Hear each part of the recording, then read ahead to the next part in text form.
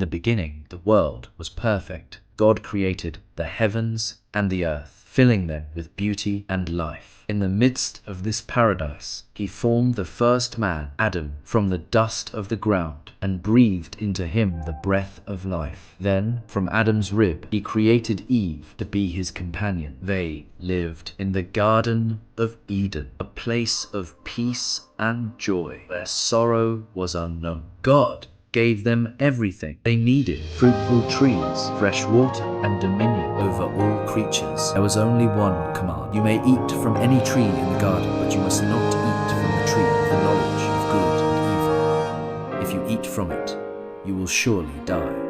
For a time, they lived without fear, pain, or sadness. They walked with God in the cool of the day, free from shame and sorrow. But one day, a cunning serpent, filled with deceit, approached Eve and whispered, "Did God really say we must not eat from any tree?" Eve hesitated. "We may eat from the trees, but God said we must not eat from the tree in the middle of the garden, or even touch it, or we will die." The serpent smiled. "You will not surely die. God knows that when you eat it, your eyes will be opened, and you will be like him, knowing good and evil." Tempted by the thought of wisdom, Eve reached out and took the fruit.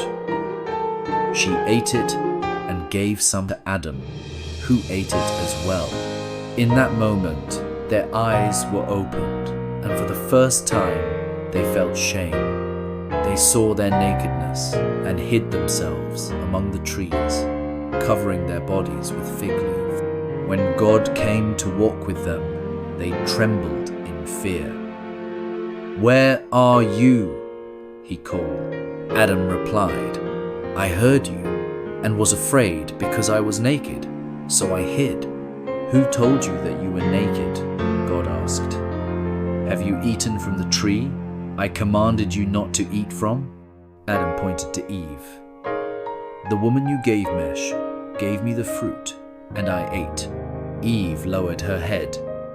"The serpent deceived me, and I ate." Sorrow entered the world that day. God declared the consequences of their choice. "Because you have done this, the ground will be cursed. You will toil and labor to eat from it.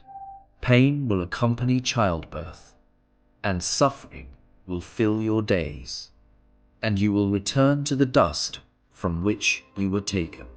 Then God clothed them with garments of animal skin, an act of mercy, yet a sign that their innocence was lost. He sent them out of the garden, placing cherubim and a flaming sword to guard the way back to the tree of life. Adam and Eve wept as they left Eden, knowing they could never return. They had once known only joy, but now sorrow clung to their hearts. The world, once unmarred by pain, now bore the weight of sin. But even in sorrow, there was hope. God's voice echoed in their hearts, a promise that one day a Redeemer would come to crush the serpent's head and restore what was lost. And so, though tears would stain the earth, a greater plan of salvation had already begun.